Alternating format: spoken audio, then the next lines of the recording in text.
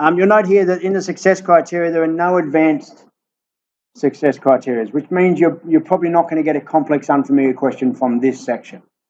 That's the other thing to keep in mind. This success criteria outlines you're getting a complex familiar question, something that's complex, it'll be in here or here. So if they don't exist, then you're probably not going to get a complex question. It'll be simple familiar stuff.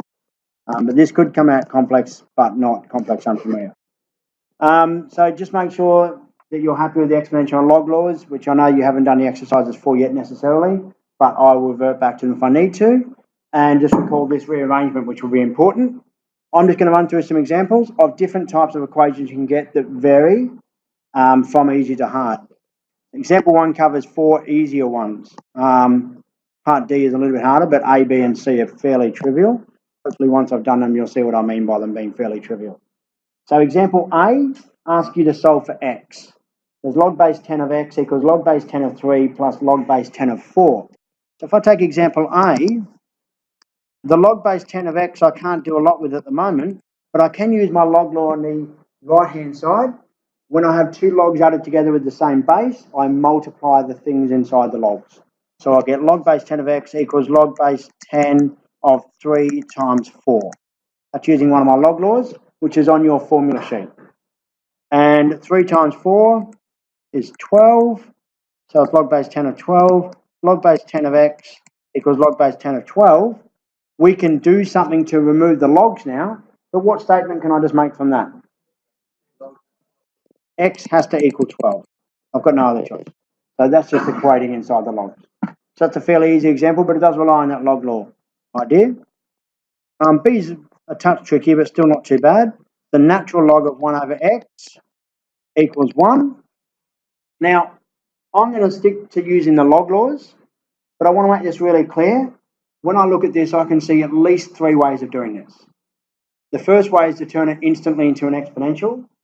The second way is to break the log up into log 1 and log x with a subtraction in the middle. And the third way is to do the thing that I'm about to do. So you might choose to do this in different ways to people around you, and that doesn't matter. You won't get marked down for not doing it my way. You will get marked down for doing it in a way that's not mathematically correct, but otherwise you'll be fine. So log of 1 over x, I'm going to simplify the bit inside the log and write it down as log of x to the power of negative 1 equals 1. And once I've done that, I can deal now with that x to the power of negative 1 and bring that negative 1 at the front. That's the power log law. So I've got negative log of x equals 1, which means that log of x is equal to negative 1. Now that I've got log of x by itself, this is just a simple rearrangement back into exponential form. That gives me, remember this is a base e, so e to the power of negative 1 equals x. So I get x, I'm going to write this other way around. So this is a bit weird. E to the power of negative 1, or x equals 1 over 8. That's irrational, but as soon as I got a question that involved the natural log, I was pretty much assuming I was going to get an irrational answer. That pretty much happens every time. So expect to get something. You can write in the exact form, but it's not a nice answer. That's question B. Any questions on that? I'm going to really muck around with my working and stick C down here, and then I'll do D below the questions. So this one's fairly easy, but it's just a reminder about this rearrangement. 5 to the power of x equals 20. If I get a question like this in the exam, which is a really common, simple, familiar question, the first step is I go, is this a nice integer answer? Does 5 to the power of something equal 20? And I know that 5 squared equals 25, so 5 to the power of something equals 20 doesn't really work. So instead, now I know that I'm going to get an irrational answer, and I'm going to convert it into a log or log form.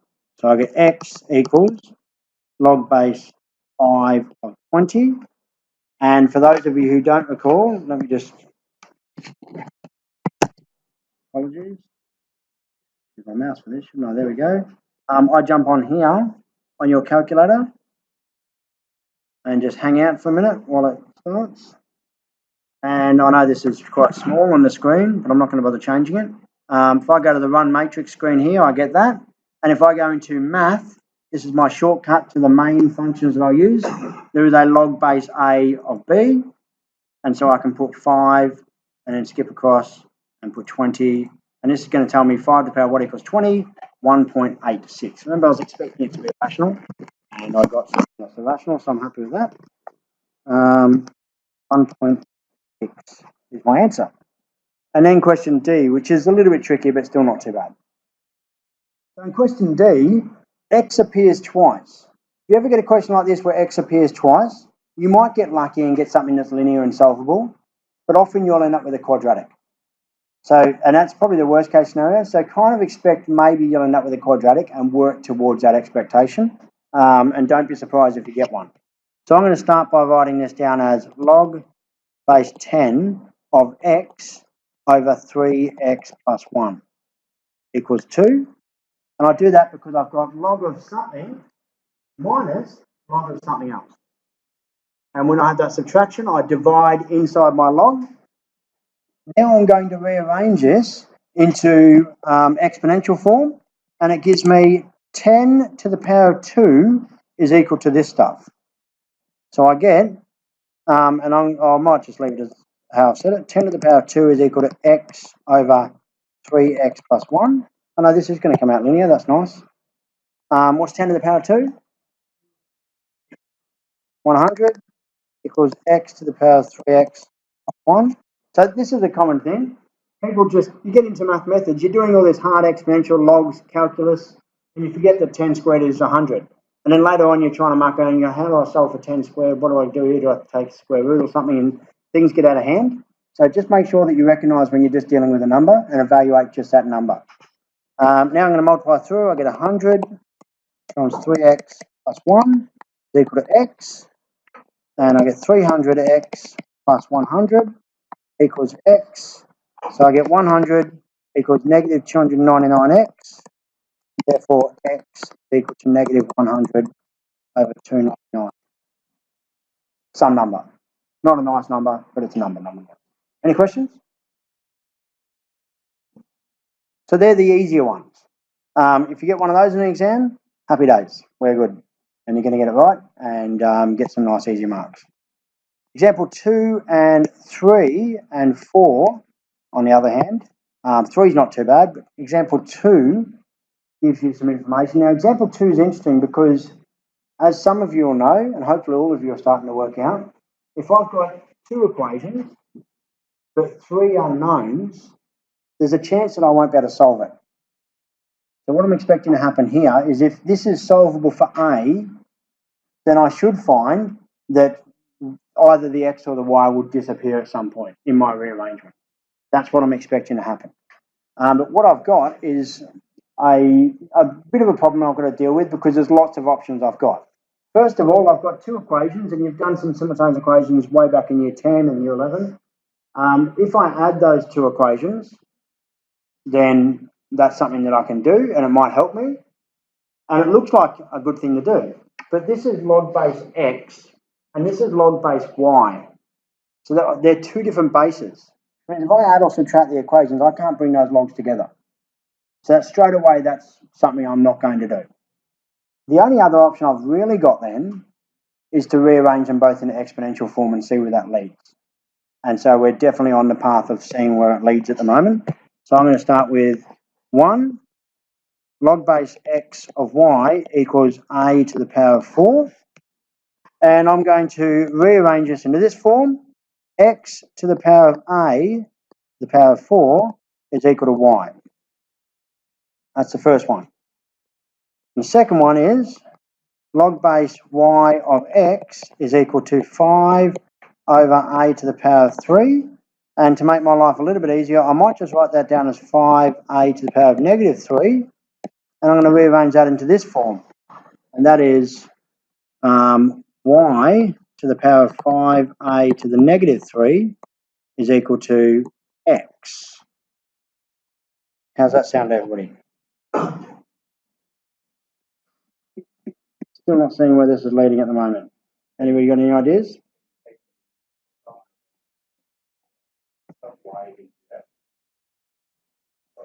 So sub question 1, equation 1 into equation 2. Should we do it? So therefore we get x to the power of a to the power of 4 to the power of 5a to the power of negative 3 equals, I don't know, y into equation 2. Oh yeah, that's right, equals x. Yeah, my apologies. Yeah? Okay, that was fun. What happens on the left-hand side here? What happens when we have power over power?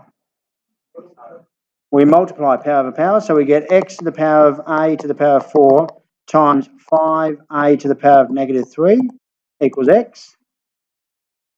And then what happens when we multiply those? We get x to the power of a to the power of what? Or actually, I'll leave the 5 at the front.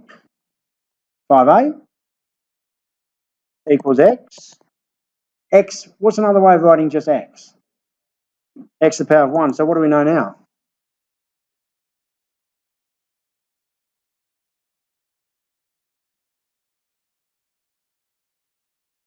Now, you might have more confidence in me than I have, and maybe you're thinking that was a bit of a ruse that I said I didn't know what I was going to do with this question.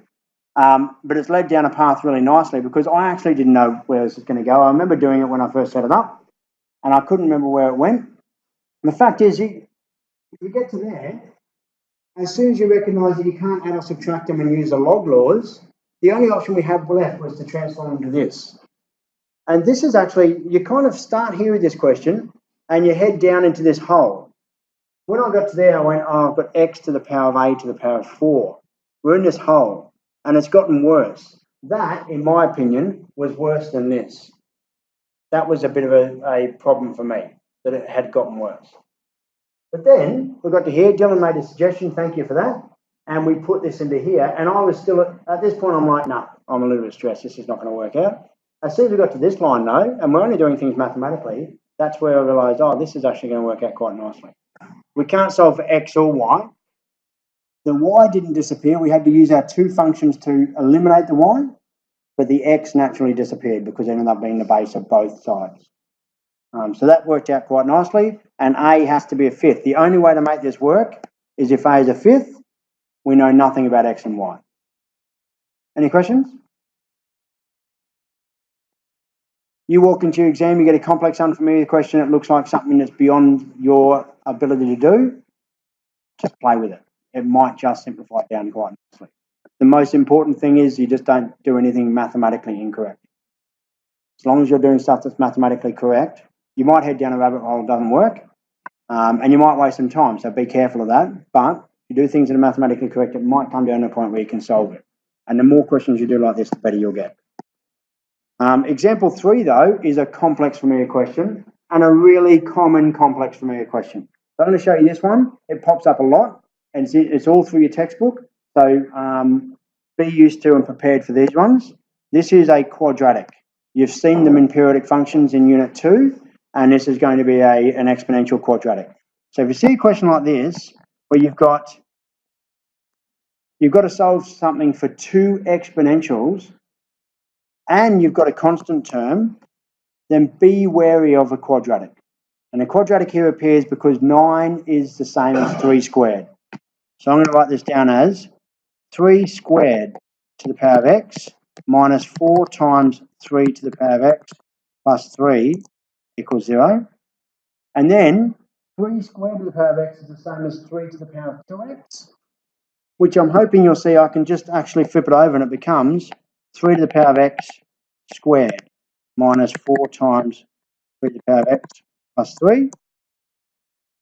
Now, if you're really confident with this stuff, you don't have to do this next step. But if you're not, this next step is really helpful. What I'm going to do is a substitution. I'm going to let y equal 3 to the power of x. It's not an integral part of our solution, but it does make it visually easy to solve. So if I swap 3 to the power of x for y, I get this.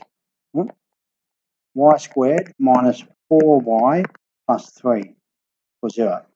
And that's gone from this line, which visually is frightening, to this line, which visually is still a bit frightening, but we did that in year 10, and hopefully by now quadratics are fairly simple.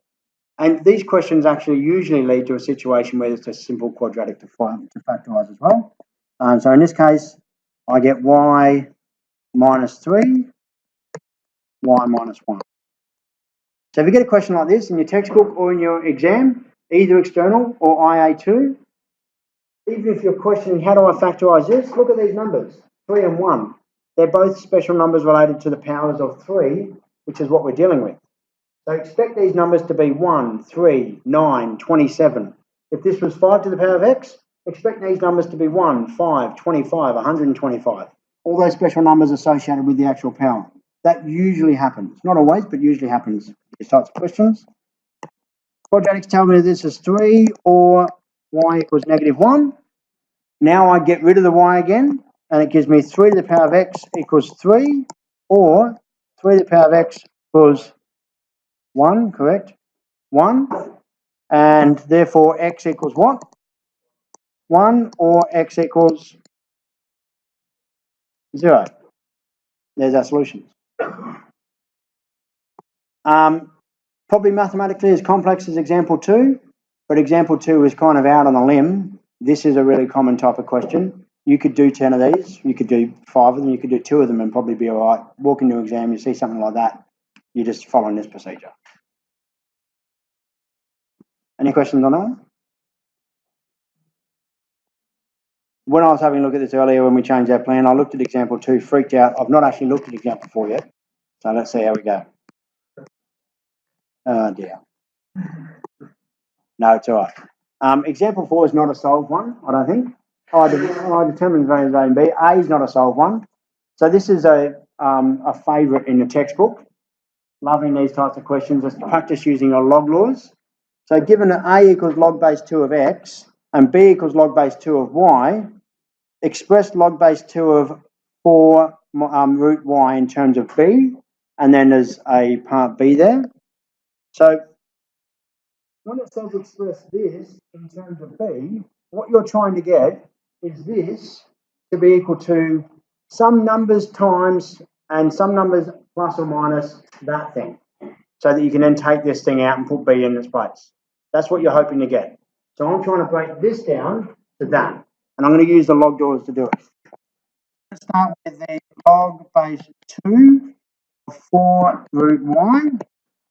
I'm going to break it up to be log base 2, I don't know why I did a capital there, it's uncommon. Log base 2 of 4 plus log base 2, and instead of writing the square root of y, I'm going to write y, I'm going to write nothing. A bit, I'll write the tail. Let me try this again. Y to the power of a half. So that square root is to the power of a half. And what's log base 2 of 4? 2. So this is asking that question. 2 to the power of what equals 4? And that's 2 plus a half log base 2 of y. And what's log base 2 of y equal? So b. That was our original substitution. And it asked us to get it in terms of b. So this is now equal to 2 plus half. So it's all about starting here and going, I want it to be in terms of b. So what I actually want is for it to be in terms of log base 2 of y. I'm breaking it down to get that log base 2 of y in there. Any questions on that? That was all right. Question B. It's also given that log base 2 of x squared y equals 1 and log base 2 of 4 root y equals 1. Determine the values of A and B. Can anybody tell me the value of B from that?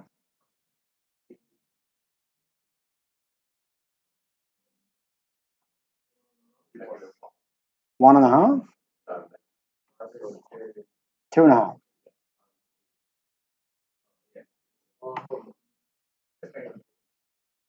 Okay, the key here is to realise that we've already done that. We've already played with that, haven't we? We know that this thing, so I'm going to write this down, B part 1, we know that log base 2 of 4 root y equals 1, and therefore 2 plus half b equals 1. Because log base 2 of 4 root y is equal to 2 plus a half b. And you know, if you get this wrong, but you put whatever you got there in here, you'll get all the error carried marks.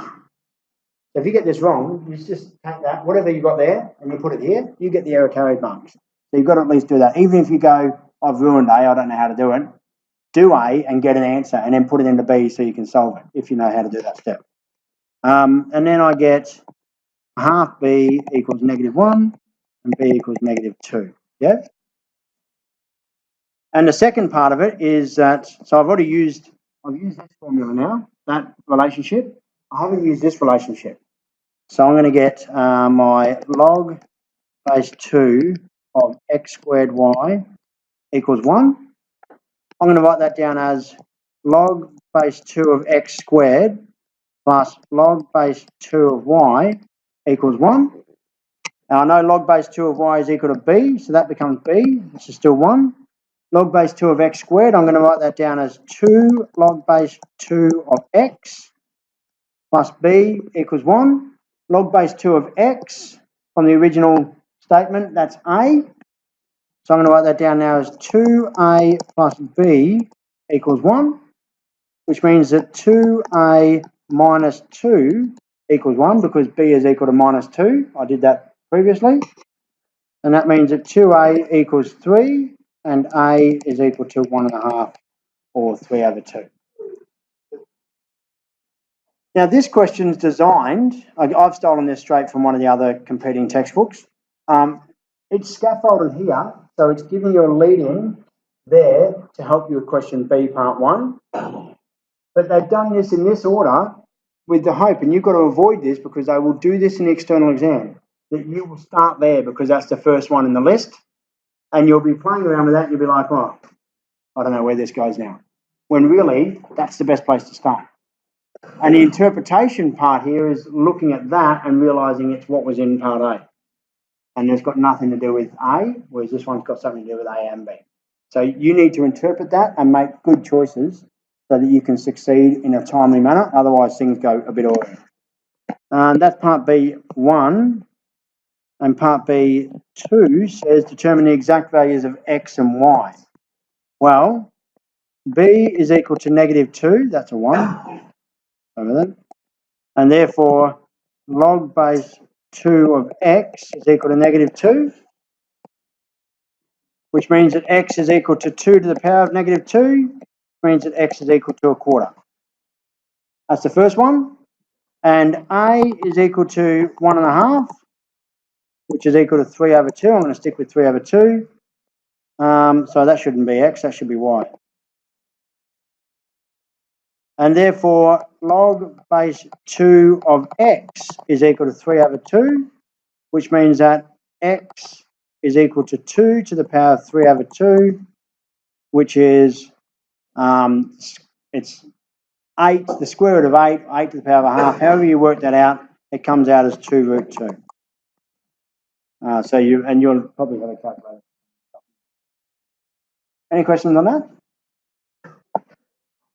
So I think example 2 was probably the hardest, and the rest weren't too bad. But they're a set that should express the variety of types of questions you could get for solving exponentials and log functions and how they could look. And as long as you know the log laws and the exponential laws and you're confident with those, and you can pair that with making some good decisions, all of these questions are very, very doable. Right, I'll stop this massive video now.